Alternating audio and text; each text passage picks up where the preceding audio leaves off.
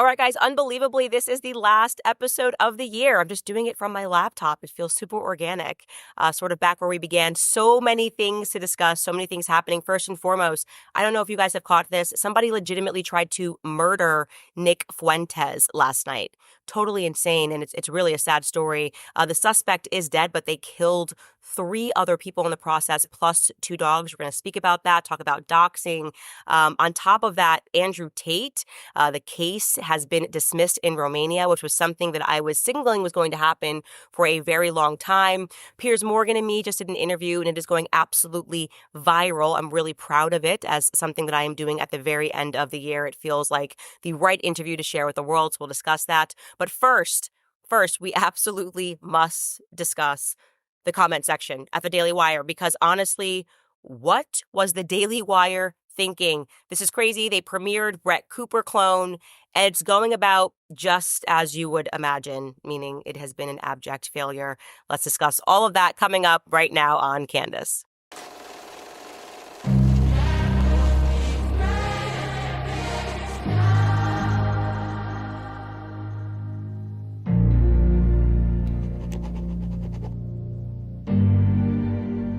All right, guys. So first, let's just recap everything that happened. It's been a very long 10 days.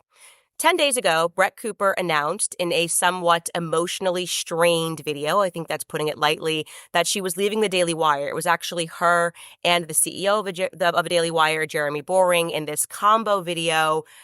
Let's just reflect on that. Take a listen. Hey guys, some of you have heard the rumors online, and the rumors are mostly true. Today, December 10th, will be my last day hosting the comment section and working for the Daily Wire. It is not true that I am being forced out. It was my own choice to leave. And believe me, this is bittersweet. And now for some final thoughts from the God King himself, Jeremy Boring. Bittersweet indeed. We're sad to see Brett go, but we're excited to see her take the next step in her journey. Brett's an amazing talent, both as a personality and as an actress. It's been a pleasure to see her bring the comment section to life these last 3 years, and her performance in the Pendragon cycle is sensational. I'm certain that whatever Brett creates next will be filled with the same joy and laughter and heart that she's brought to all of her work at the Daily Wire. And we wish her nothing but the best. So yes, it very much read like an ISIS beheading video. It seemed like they were being held hostage potentially by their lawyers. But as far as splits go, it was handled professionally. But then there was a ton of innuendo. And I should say, by the way, this innuendo was leading up to the moment of the split. People were suggesting that actually Brett Cooper had gotten knifed by her best friend and maid of honor, which, by the way, fact-checked true. It was indeed her maid of honor that was announced to be taking over the comment section, a young woman named Reagan Conrad. And the internet was very upset about this, but there was no confirmation that came from Brett per se until after her announcement. Then the internet started interneting and recognizing some things. First and foremost, they recognized that Brett Cooper unfollowed Reagan. Okay, that is a major sign. Obviously, this woman was in her wedding in April. Now, all of a sudden, Brett Cooper has completely unfollowed her. That kind of signaled that a little more went on behind the scenes. On top of that, Brett Cooper also unfollowed the Daily Wire, and she unfollowed Jeremy Boring. So, yeah, like I said, some blood in the water. But then the ultimate confirmation came. The mother of all bombs. And when I say mother, I mean the mother of Brett Cooper. Some internet sleuths had noticed that Brett Cooper's mom, a woman named Diane Cooper, was liking some interesting posts. And I'm going to read you which post it was that she liked on Instagram. It was a comment that was being directed to Reagan. It reads, "No matter how many acting classes you take or watch Brett's old videos, you will never be Brett. It's sad that you took the money and snubbed your best friend. I hope the amount of money DW offered was worth your friendship with Brett. You lost a good one." So yeah, a little bit of drama went down. Moms don't hold back at all on the internet. And if this is how it went down, obviously you could imagine your mom, it's the big day, your daughter's getting married, she's next to her best friend, someone you think is her best friend, Reagan, whatever, walking down the aisle next to her, and then all of a sudden, just completely stabbed in the back. Completely crazy. But it turned out that really, if you think about it, it didn't really matter whether or not it happened if everyone was going to move on from it until, okay, like I said, friendships end, they fall apart, women are awful. You listen to my podcast, I say all the time, women are awful. I've seen women do so many awful things. But what happened next was something that I think none of us were actually thinking was real. I thought that it was internet conspiracy. It was so shocking because the internet very strongly signaled, whatever you do, Daily Wire, don't do this, right? Don't try to have this young woman, Reagan, pretend to be Brett, because that would be very weird, obviously. You cannot train somebody to be somebody else and think that the public is not going to notice this. And like I said, I thought it was a conspiracy. I said there's absolutely no way that management is going to roll out Brett Cooper clone. If they're going to do the show with Reagan, they're going to build a different show around her that features her personality and not Brett's. And like I said, there were so many people on the internet signaling to them, don't do this. It's super creepy. Here is just one example of that. This YouTuber is called Decoy Voice, and he really spells it out. Take a listen. I was talking to a girl with the family I was staying with before. She's like an 18-year-old chick that loves Brett Cooper. She's a total super fan. And she was like, yeah, the Reagan episodes are kind of weird. Welcome back to the comment section. So obviously, I talk car brand into a whole new stratosphere of woke confusion. I'm concerned about feminism. I'm concerned about the growing gender divide. But before we get into today's episode, make sure you like this video. Before we dive into this episode, though, make sure that you like this video if you have not already. If you've not already. As I understand, two best friends are going to have similar mannerisms, but you can't convince me this isn't done entirely on purpose, as this just looks like when two people pick the same character in Street Fighter, where they have all the same moves with a different color scheme. I should also offer here that the title of that video is This Show is Creepy Now. As I said, it was explicit, video after video, millions of views on all of these videos, and the comment section of all of these videos agreeing, just being like, no, they cannot produce a clone. They got to give this girl her own show. But for whatever reason, Daily Wire ignored all of those signs, and they very quickly, I feel like in 48 hours, turned around the comment section and just gave us like Brett Cooper, but not 2.0. In fact, the internet kept calling her a Temu Brett, essentially saying that this was like the Chinese knockoff version of Brett Cooper. They did not regroup. They did not rebrand the show. They even kept the girl wearing headphones, kind of like the same dorm setting, which was kind of strange because Brett Cooper, of course, is just 22. She began the show when she was 18. So this sort of like college vibe and the headphones made sense. Reagan's 29 years old. This is an adult woman, and she's kind of cosplaying a teenager in a dorm room. Super awkward, and we can say it was an abject failure. I mean, let's just go through some of these numbers, okay? So this has been 10 days. In 10 days, the comment section has lost 200,000 subscribers, okay? So when Brett Cooper made her announcement, the channel had 4.51 million subscribers. Today, it just keeps going down every time this Reagan girl posts. It's at 4.29 million subscribers. I'm just showing you guys this quick snapshot that I took of the channel. So this girl has produced 2 videos. This one, which is about the Duke lacrosse scandal, has been up for just under 2 days. Could not crack 100,000 views. She's got 71,000 views. The video behind it, even more abysmal, 42,000 views. So you imagine if it is true that she snaked her best friend and just took her 4.5 million subscribers, and she can't even get 100,000 of them to watch her video. And it's a small video. These are like 7-minute clips. These usually play very well because people have YouTube brain and they're not able to actually follow anything longer than 7 minutes. And the internet is saying absolutely not. I mean, it has gotten so bad that Benny Johnson, who is a friend to sort of everyone, actually did a video on the comment section of the comment section because he couldn't believe how much of a failure that it had been. And that video that Benny Johnson made is almost at 1 million views. Comments are exceptional, but again, all saying the exact same thing. This guy, Frank, writes, Brett Cooper is the comment section. That is horrible. This girl, Fiona, writes, yeah, I unsubscribed from the comment section. I'm not going to watch a chick being absolutely inauthentic, copying her friend who used to be in that show. The imitation is cringe. Dylan Smith writes, if I had to guess, Reagan offered to, quote unquote, be Brett Cooper for less money. If this is the case, then the Daily Wire may learn a hard truth that people and personalities aren't always replaceable. And that's a great thing to think about. Like, actually, why is this failing? How did it fail so hard? And I think the easy answer is we are in a market right now where the social economy is authenticity. You have to be authentic in whatever it is that you are bringing to the market, especially when it comes to Gen Zers. They sniff that stuff out faster than anybody else. They are the internet culture. And I think the second piece of that is America doesn't like a coronation. What was really shocking to me when I realized they were actually doing this, and this wasn't like internet innuendo, but like actually they were just going to replicate Brett Cooper, was we just went through an entire election cycle where Kamala Harris was just coronated. They just were like, hey, we're going to make Kamala Harris, and you have to just like Kamala Harris. And it's because Beyonce and Taylor Swift endorse her, and they say that that's good.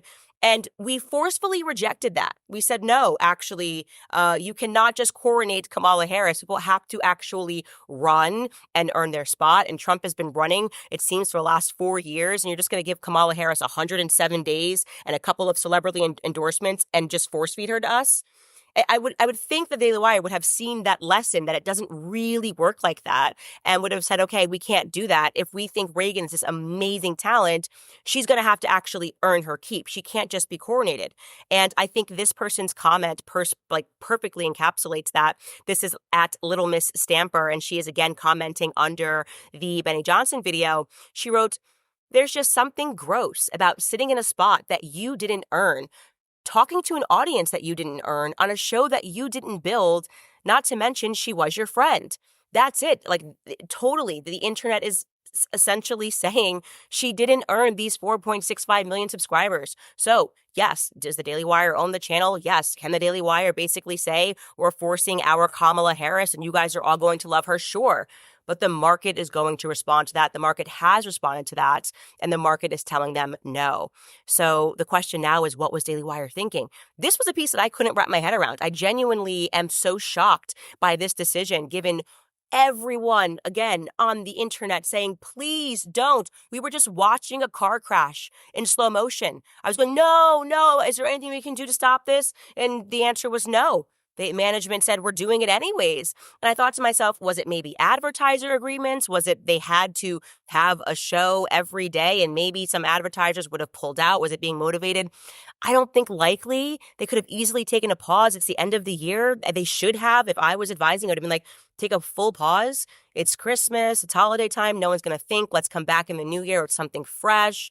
They didn't do that. And I don't think it was advertising dollars that was influencing it. Somebody said to me, maybe it was just continuity. They were thinking as long as they just had a show the next day, people would be used to listening to Brett Cooper and would just be back. Maybe, but again, not what I took away from this. What I really think it came down to is the Daily Wire is run by people who were formerly in theater, right? So you have Jeremy Boring, the company's called Bent Key. The reason it's called Bent Key is because he wears a bent key around his neck. And that key, he once wrote in a Daily Wire piece, was the key from the playhouse that he used to work at. He was an aspiring actor. He talks about how he failed in Hollywood. And so his background is in theater. And recently, Ben Shapiro went viral because he gave this review of Wicked that was very professional, talking about people singing in their head voice, and the internet was amazed that he was so up to date, I guess, on just theater stuff.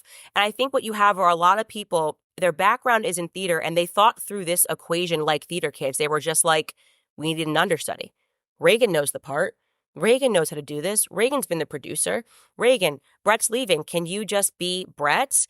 And it was just an accidental miss. Genuinely just totally did not read the room right, does not realize that podcasting is not the same as theater. You really can't do that. They're not looking for an understudy. They're looking for a real person.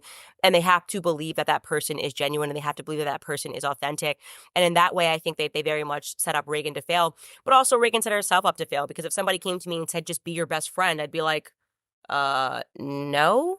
I love this opportunity. This is amazing, but I'm going to have to be myself and figure out who that is and if it's enough. And I think given all the toxicity there, it's strange that they went with Reagan. I think it was super easy for them to just find someone else on TikTok, somebody else with their own personality that's getting tons of views, who has the it factor. And that is what I want to say conclusively. You know, Brett Cooper has the it factor. Nobody really knows what the it factor is, but you know when you see it. And I remember the first time I saw a Brett Cooper video, actually, she was working at the Daily Wire, and I had no idea she was working at Daily Wire. And my husband kept saying, do you know this girl, Brett Cooper, that works there? And I'm like, no, I've never seen her. And he showed me her video, and the first time I saw it, I said, this girl just has the it factor. Just didn't feel that way when you watch Reagan perform. It's like, okay, this isn't the it factor. This feels like the forced it factor. This feels like the friend of the it factor. I just don't see how this is going to be a successful plan. They should have just regrouped, gone under. If I'm giving them advice today, shut it down fast. When the market tells you no, you're not going to be able to ever force the markets. And this is a pretty resounding no. And lastly, what I will say is the lesson in all of this is actually something that I learned from Matt Walsh. He always says, just because you can doesn't mean you should. It's a great little life tidbit. Like, you absolutely can. You own this channel, you can just find a friend of and put them up there and say, so what, deal with it. But you shouldn't. You shouldn't, because you should know that people are not going to respond well to that. And just because you contractually, legally, and from a business perspective can, doesn't mean that that's ultimately going to be good for you and your company. So that is the lesson in all of this. The comment section, I would say, is officially over.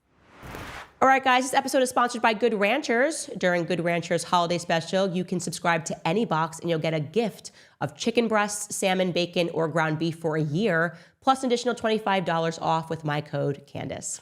By shopping at Good Ranchers, you are directly supporting local farms and ranchers in the United States.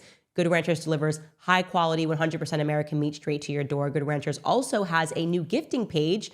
This year, gift something that's a cut above the rest with GoodRanchers.com. From burgers and ribeyes to surf and turf, Good Ranchers has a gift box for everybody that is on your list. So visit GoodRanchers.com and use my code Candace to claim your free gift in every box and $25 off your order. And while you're on GoodRanchers.com, be sure to check out my exclusive box. It's the perfect treat for yourself this holiday season. It also works as a great gift for friends and family. So visit GoodRanchers.com/Candace with promo code Candace. Again, that is GoodRanchers.com/Candace. Good Ranchers, American meat delivered. Okay, so getting into some stories, this next story is insane. Insane for a lot of reasons personally. This is my biggest fear in life. So months ago, we had covered a story where the day after Trump won, tons of people were trolling the left by pretending like, oh, we totally fooled you and Project 2025 was real. And one person in particular, Nick Fuentes, who is known as many things to the media, some far right, extremist, whatever. He's a streamer. He's a leader of the Groyper movement. He sort of won the internet with the most ridiculous tweet that if you have absolutely no sense of humor and took this literally, you had a mental breakdown about it. But he just tweeted, your body, my choice forever. I feel ridiculous even saying it seriously. And it's stunning to me that so many journalists took this literally and were just going, oh my gosh, this is what it means. I guess now that Trump has won, men are going to take control over women's bodies. Anyways, this tweet went absolutely viral. I mean, like to the tune of almost 1 billion views on X. And a bunch of radical feminists started organizing to essentially dox Nick Fuentes. Now, if you're not familiar with what that term dox means, essentially it means that your address is posted on the internet so people can come find you. It's very scary. It's very real. It is not funny when this happens to any individual, irrespective of how you feel about Nick Fuentes. To have your address post on the internet and then to immediately see a response to that is terrifying. And he immediately saw a response in the form of a radical feminist showing up at his door. Nick Fuentes immediately pepper sprayed this feminist. We showed you this a couple of months ago or a month ago, whatever it was. And shockingly, Nick Fuentes got arrested for this, for assault.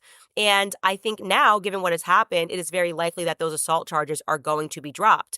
I'm a big believer in stand your ground laws. If someone who you know is going to show up to your door with the purpose of trying to intimidate you, you don't know what that person is going to do. We live in a time where people are radical over politics. We just watched them try to assassinate Donald Trump. I say pepper spray and ask questions later. And what's happened since then is stunning, okay? I'm going to show you footage here. It is the most traumatizing footage that I have watched, just thinking about somebody doing this. So I will just first read you exactly what it is that Nick Fuentes posted on X just regarding this storyline.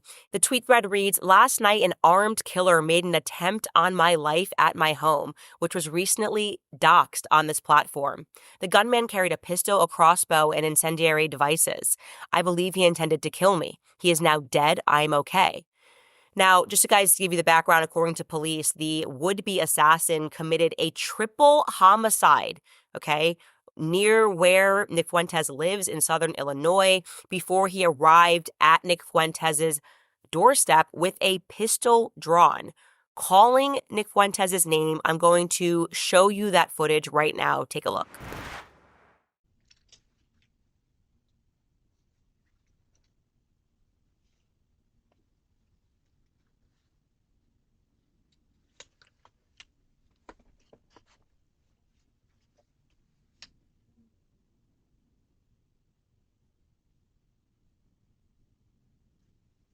Yo, Nick!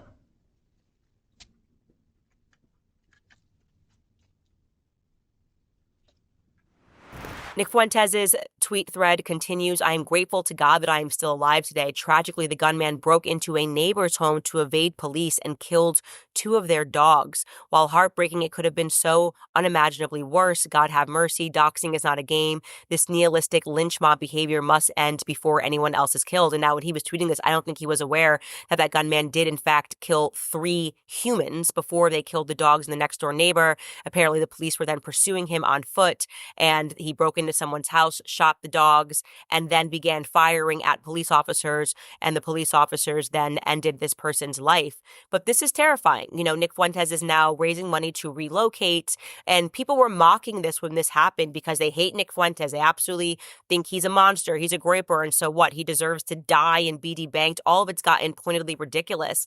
These are sort of the real things that can happen online in this new online culture, thinking that people are so impacted by election results that somebody very clearly trolling who writes, "Your body, my choice forever," almost lost his life last night. It's just stunning to me. I just don't know what's happening, like what sort of political climate we are in where we see each other as enemies and would ever wish for somebody to actually be killed. And by the way, I want to be clear, there are more people that are responsible for this. And I talk about this often, and it's important to state this. We now have so many journalists who I think are responsible for these assassins, who are receiving signals from them that this person is literally the next Adolf Hitler. If this person is not taken out, we are going to be living in a Nazi society. You find someone who's mentally unwell and hears that message, and just to be clear, in today's society, we have plenty of mentally unwell people, thanks to big pharma drugging people for a very long time. Their brains just don't work right. And they go, okay, well, I'm not the journalist that's making the comparison. I'm not the journalist that's calling somebody Adolf Hitler. I'm not the journalist that's just awarded Candace Owens Anti-Semite of the Year. So I get to, I guess, effectively wash my hand when an incident like this takes place. And I say no. I say all of this is pointedly ridiculous. It is irresponsible when you are calling people Adolf Hitler, when you are making comparisons, calling people unbelievably a white supremacist, the rise of white supremacy, Candace Owens is anti-Semitic, whatever it is. When you are lying to the public and making people so fearful, making women believe that a Trump election meant that their bodies were going to be taken over by men, and this is the result, everybody bears responsibility. Particularly, as I said, the journalists. And so we're watching the situation play out. Nick has just also tweeted signaling that he is now looking for a lawyer to go after all of the big name accounts who shared his address. And I think it is the right thing to do in this circumstance because, listen, this happened to Nick Fuentes. It could have happened to any individual with a platform who said something that people don't agree with or said something that was then taken literally by journalists. Very scary stuff. Nick does not have a wife, does not have children. People like me imagining going through the situation with 3 young children, there's just nothing more terrifying. And so I do hope that he pursues all of the individuals who were involved in doxing him. And I do hope that society wakes up to the fact that these are not online games. This is real life. And somebody, literally 3 people lost lost their lives last night to a maniac, and Nick Fuentes would have died had he not have seen on the cameras that this person was carrying a pistol, as you guys just saw. So we as a society just need to do better. Do you owe back taxes? Pandemic relief is now over. Along with the hiring of thousands of new agents and field officers, the IRS has kicked off 2024 by sending over 5 million pay-up letters to those who have unfiled tax returns or balances owed.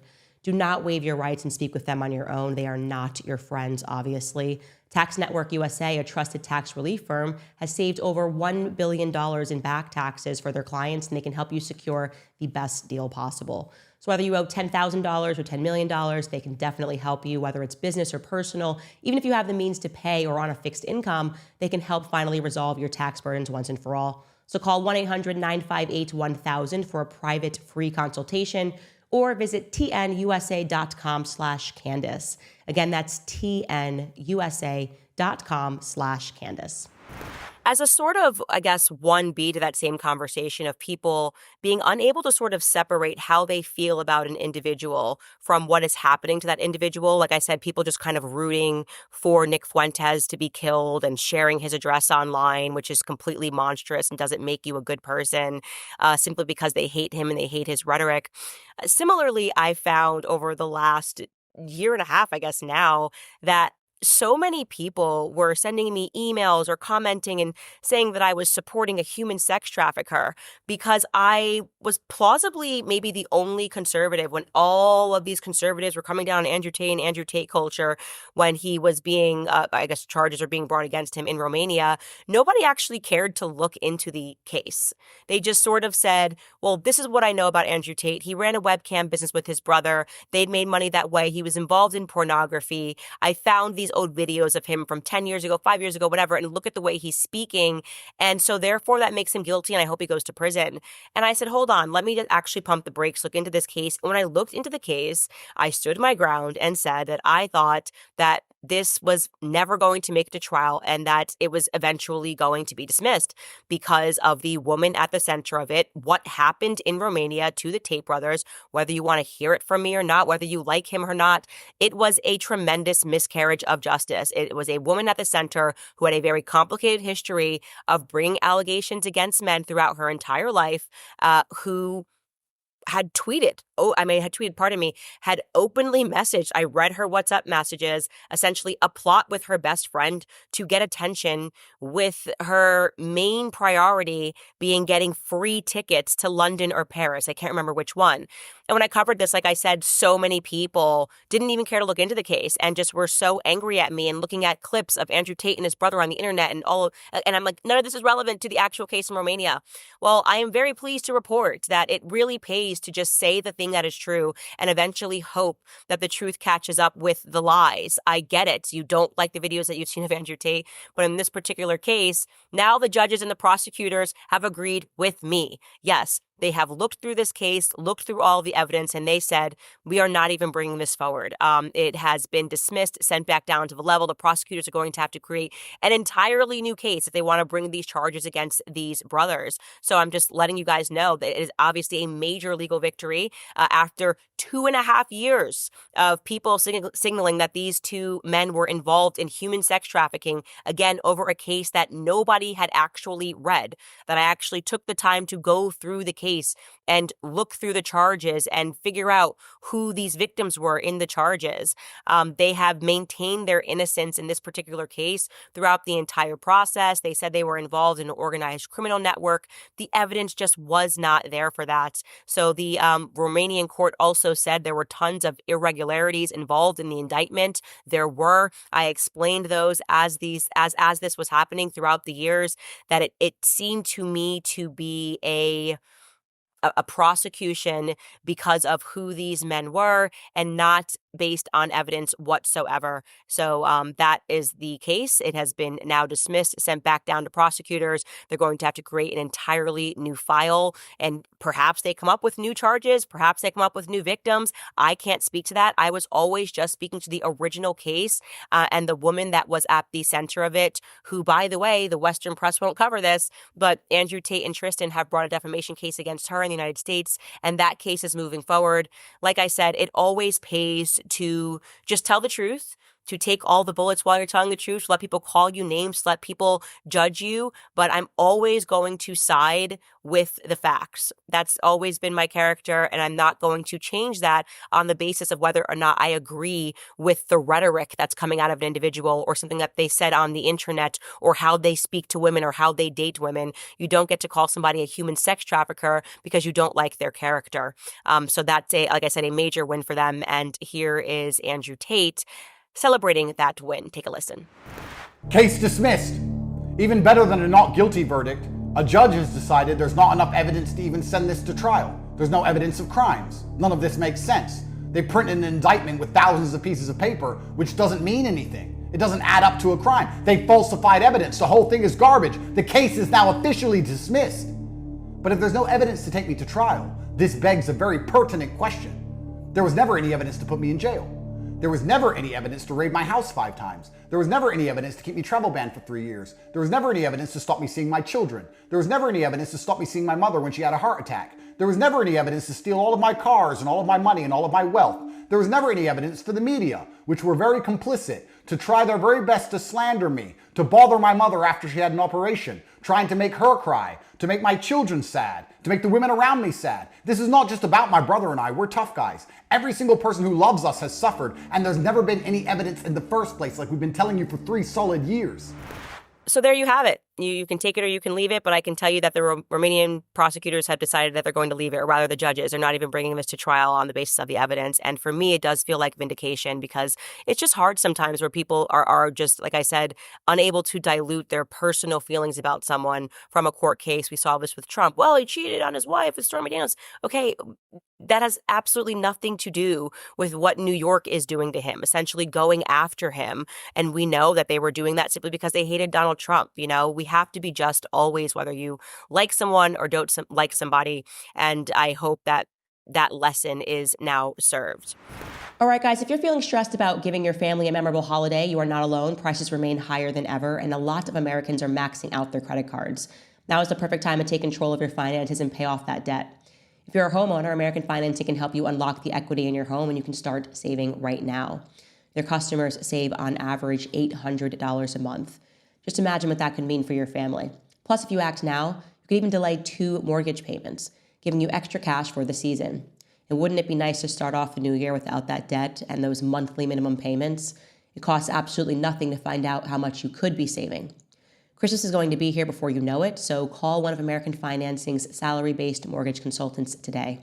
You can call now at 800-795-1210. Again, that number is 800-795-1210, or visit americanfinancing.net/Owens. Again, that's americanfinancing.net/Owens. All right, guys, I really want to get to this because right now I am trending globally. I tend to be doing that a lot as of late, but I was really proud of this because this was the last interview that I was giving for the year. Obviously, you guys know that I am here in London, and so I sat down in studio with Piers Morgan. And, you know, he gave me a very, I would say, a very fair interview and asked me pointedly about me being crowned Anti-Semite of the Year. And clips from that interview, as I said, are going viral. And I'm just going to show you the clip that has everybody speaking right now. Take a listen. Do I think Bibi Netanyahu has genocidal ambitions against the Palestinians? The answer is yes. Do you think he's a war criminal? Yes. I believe he's a war criminal. And I think that the issue is how much power he has, particularly in America. And I want to make sure that I'm just crossing or I guess, making that clear to people across the pond. You know, in America, we have lobbying. You guys don't have lobbying here. And so this is why it might seem... We do, but not to the same degree. Yes, like AIPAC spends $100 million in our elections. And what that means is that they're able to write fellowships, they're able to pay journalists, they're able to pay people to attack and take down people who speak against their initiatives. And they are, AIPAC, I would say, is very much pro-Likud party, pro-Bibi Netanyahu. And this is why you have seen people like me being attacked in the way that they have been attacked for what I believe is just a human stance on what's happening to the Palestinians. I don't care if you had flipped it, if it had not been Israelis, if it had been, you know, if it had been Christians doing this to Muslims, I would say the exact same thing based on the images that I've seen. But there is a ton of evidence that Bibi Netanyahu allowed October 7th to take place, including the things that we found out, because I now read Haaretz daily to You don't actually think he knew it was going to happen? Well, let's just talk about the facts. We don't have to speculate on that. What we do know is that they did intercept the hostage plan before it took place, right? The 250 hostages that came out in Haaretz media. We also know that Egypt gave them a warning that the attacks were going to take place. Egypt said that they were being ignored. That was a fact. I've been to Israel. Have you been to Israel? We know it's the size of New Jersey. We know that it takes 15 minutes to get from one end to the other. And we know that every 5 feet, there's a person in your face holding a gun. That attack went on for 2 hours without interruption. I find that hard to believe. And this gets to the, I guess you could say, the nucleus of the corruption trial against him, when now he's even arguing with the IDF minister who he fired, Yoav Gallant, am I saying his last name correctly? Where they're saying that some funny stuff happened on October 7th, and they are explicitly accusing him of feeding lies to the Western media. This is crucial. You know, and this could be the undoing of everything. If we find out that he had prior knowledge, and we do know for a fact that he said that he intentionally wanted to take over Palestinian territory, you should find that clip and play it on the show, because it's very significant when he asked the reporter to turn off the camera, and then he starts speaking about his plans for the Palestinians. This was years ago. I think Bibi Netanyahu is a monster, and I think the people that are still standing by him and supporting him, you know, I wouldn't want to have that on my conscience. What I will say conclusively is, truly, if you are still supporting this, and it is, as I said in that interview, a Holocaust against the Palestinians, I wouldn't want to be you when you meet your maker. And I am proud of that interview, and I'm proud that this is going viral, because I know that things are changing. The conversation is changing in America, and that I played a piece of that. You know, I played a role in that this year by deciding to stand by my morals and not stand by money. And that was made possible because of you guys. There's no way that I would still be here having the impact that I have without you guys. Me biblically doing the right thing and saying no to money, not deciding not to worship money, and realizing that you can't worship both money and worship both God, being willing to have my entire life change, but knowing in my heart of hearts that you guys would stand by me and know that none of that was being motivated by hatred. Rather, it was being motivated by truth. That really is the meaning of Christ is King as we go to this Christmas season. No matter how much the Likud party journalists tried to make that dirty, tried to make it seem as though this was an anti-Semitic phrase. No, if it terrifies you, it's because you're on the side of lies. Christ is the way. Christ is the truth. Christ is the light. And I have decided to follow all those things. I've decided to make Christ king and center of this podcast, telling the truth unapologetically, allowing myself to be smeared and libeled and essentially dragged through the mud, knowing that at the end, principally, we were doing the right thing. I suspect next year tons of things are going to change. I think that so many people are going to finally find the courage to call what is happening to the Palestinians what it is, which is an intentional genocide. Like I said, you can go back and listen to Bibi Netanyahu's own words before October 7th. The man is a monster. He is a gangster. And know that no matter who you are in the world, whether you are Christian, whether you are Jewish, whether you are Muslim, that I will always be an ally to you if you are suffering, truly suffering.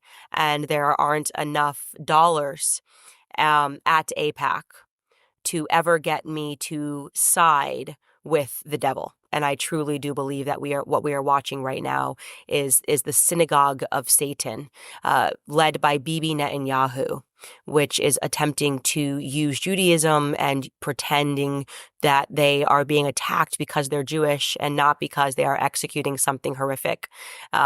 in Israel right now, in Gaza in particular. So we'll see what happens next year, but I feel optimistic about it. I feel that is this year in summation. Truth has been king. Truth won, and it's going to continue to win. So much is going to change, obviously, with Trump as president. I think he is going to have to confront that issue head on as somebody who is seen as a Zionist, as someone who I think has done way too much for Israel. I certainly didn't elect him to do everything for Israel. And so I think he's going to confront that, and I hope that he comes out the right side of this, and that he decides to take a stance for Americans, that he honors the USS Liberty survivors in the way that we did on this show, that he does not shirk away from that responsibility of being unapologetically American first. You guys, in summation, it has been just the most amazing year. We've done so much. I mean, from the Kamala Chronicles to the USS Liberty interview to being fired, guys. We got fired this year. We're so cool. And through it all, like I said, we couldn't have done it without your support at Locals, allowing us to be independent, believing that there were more people who would invest in the truth than corporations that would get behind us with big checks that were willing to pay us to lie. And the entire team, we owe it all to you guys. And so we look forward to next year. I can tell you we are going to be back with a bang. We have 2 huge, amazing, explosive interviews that are planned, which you guys will learn about sometime in January. But keep it locked here. Over these next couple of days, we're just going to show you some old episodes on Spotify, maybe things that you missed. Maybe you're new to the podcast and you have not watched all of our old content. We'll give you, I guess, like the top 5 interviews that we think you should definitely be watching. So we'll just sort of re-release those things. But I will see you guys in the new year. Thank you so much.